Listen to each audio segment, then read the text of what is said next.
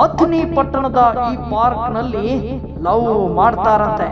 ಇದೇ ಅಥಣಿ ಪಟ್ಟಣದ ಸಿದ್ದೇಶ್ವರ ರಸ್ತೆಗೆ ಹೋಗಿಕೊಳ್ಳೋ ಹೃದಯ ಭಾಗದಲ್ಲಿ ಹಲವಾರು ವರ್ಷಗಳ ಹಿಂದೆ ದೇವಸ್ಥಾನಕ್ಕೆ ಬರೋ ಜನರಿಗೆ ಪುರಸಭೆ ಅಧಿಕಾರಿಗಳು ಪಾರ್ಕ್ ಒಂದನ್ನ ನಿರ್ಮಾಣ ಮಾಡಿದ್ರು. ಆದ್ರೆ ಇವಾಗ ಅದೇ ಪಾರ್ಕ್ ನಲ್ಲಿ ಲವ್ ಮಾಡುತ್ತಿದ್ದಾರೆ.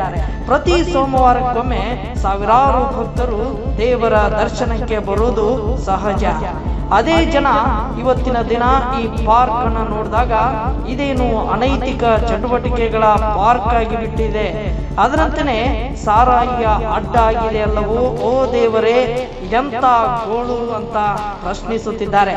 ಅಧಿಕಾರಿಗಳು ಇದ್ದಾರೋ ಏನೋ ಸತ್ತಿದ್ದಾರೋ. ಈ ದೇವಸ್ಥಾನಕ್ಕೆ ಹೋಗುವ ರಸ್ತೆಯಲ್ಲಿ ಇಂಥ ಅನೈತಿಕ ಚಟುವಟಿಕೆ ನಡೆದರೂ ಕೂಡ ಮೌನಕ್ಕೆ ಜಾರಿದ್ದಾರೆ ಅಧಿಕಾರಿಗಳು. ಈ ಅಧಿಕಾರಿಗಳಿಗೆ ಏನು ಹೇಳಬೇಕು ಸ್ವಾಮಿ?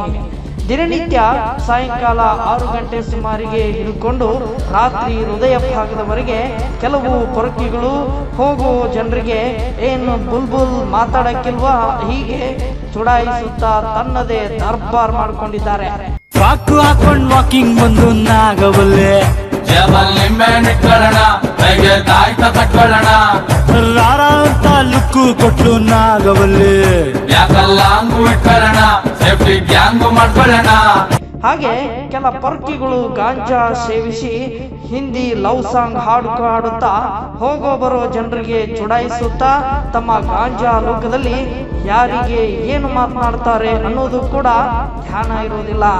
ಹಾಗೆ ಕೆಲ ಹಿರಿಯ ನಾಗರಿಕರು ಸುಮಾರು ಊಟ ಮಾಡಿಕೊಂಡು ಇದೇ ರಸ್ತೆಯಲ್ಲಿ ತಮ್ಮ ಕುಟುಂಬಸ್ಥರನ್ನ ಕರೆದುಕೊಂಡು ವಾಕಿಂಗ್ ಮಾಡ್ತಾರೆ.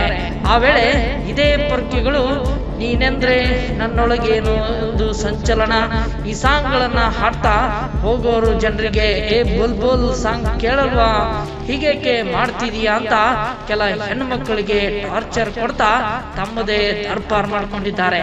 ನೀನೆಂದರೆ ನನ್ನೊಳಗೆ ಏನು ಒಂದು ಸಂಚಲನ. ಸ್ಥಳೀಯ ಜನರು ಇದೆಂತ ಗೋಳಪ್ಪ, ಇದಕ್ಕೆ ಸಂಬಂಧಪಟ್ಟ ಅಧಿಕಾರಿಗಳು ಸ್ವಚ್ಛತೆ ಮಾಡದಲ್ಲದೆ ಇವರಿಗೆ ಅಡ್ಡ ಏನು ಮಾಡಿಕೊಟ್ಟಿದ್ದಾರೆ, ಜನರನ್ನ ಕಾಪಾಡಿಕೊಳ್ಳಲು ಅಡ್ಡ ಮಾಡಿದ್ದಾರೆ ಅಂತ ಅಧಿಕಾರಿಗಳಿಗೆ ಏಕವಚನಗಳಲ್ಲಿ ಅಧಿಕಾರಿಗಳು ಏನಪ್ಪ ಇವರು ನಾಲಾಯಕರಿದ್ದಾರೆ ಅಂತ ಕೋಪದಿಂದ ತಮ್ಮ ಆಕ್ರೋಶವನ್ನ ಹೊರಹಾಕ್ತಿದ್ದಾರೆ.